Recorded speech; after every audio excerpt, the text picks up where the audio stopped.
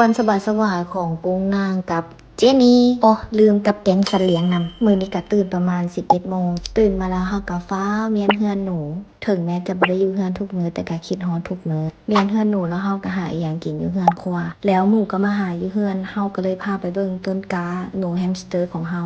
เจนนี่ก็บอกว่าน้องน่ารักหลายเฮาก็แบบแน่นอนอยู่แล้วเนาะจังซี่แหละพวกสัตว์เลี้ยงมักเฮ็ดให้โลกสดใสแล้วเบิ่งยามใดก็น่ารักแล้วเฮาก็ชวนกันไปมินิมาร์ทหลังจากนั้นแล้วหมู่ก็ไปเลือกของที่อยากได้ส่วนเฮานั้นสะดุดตากับปึ้นบาร์บี้และสติกเกอร์บาร์บี้ถามว่าเฮาอยากได้บ่เบิ่งจากอาการแบบอยากได้ที่สุดอยากได้ที่สุดของที่สุดออกจากมินิมาร์ทแล้วเฮาก็ได้แวะไปเอาเครื่องอยู่ขนส่งตอนที่นั่งอยู่ในห่มฝนบ่ตกพอเวลาขี่รถจักรฝนจะตกงงบ่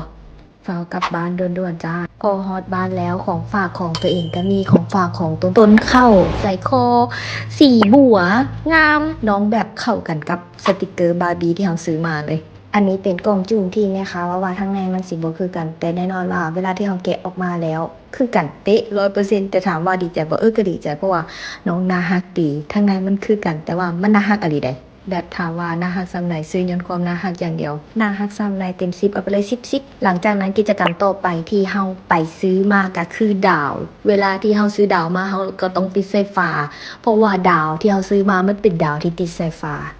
งงบ่งงเนาะคือแบบห้องของเฮาค่ะมันสิติดดาวแบบนี้ค่ะทั่วห้องอยู่แล้วฝาตัวนี้มันโล่งเวลาติดแล้วแบบเห็นบ่มันสวยติดดาวแล้วก็พากันเบิ่งหนังรู้เลยว่าเบิ่งหนังแบบจนตาเปียกอันนี้ก็ได้ถึงเวลากลับบ้านแล้วจ้าเจนี่นางบอกว่ามื้อนี้ม่วนแฮงขอบใจที่มาลิ้นนำเด้อมื้อนี้รู้สึกฟีลกู๊ดหลายมื้อหน้ามาถ้าแขกก็บอกในเด้อเพื่อนและแซดหานี่มื้อนี้ก็จบไปแล้วอีก1 วันSee ya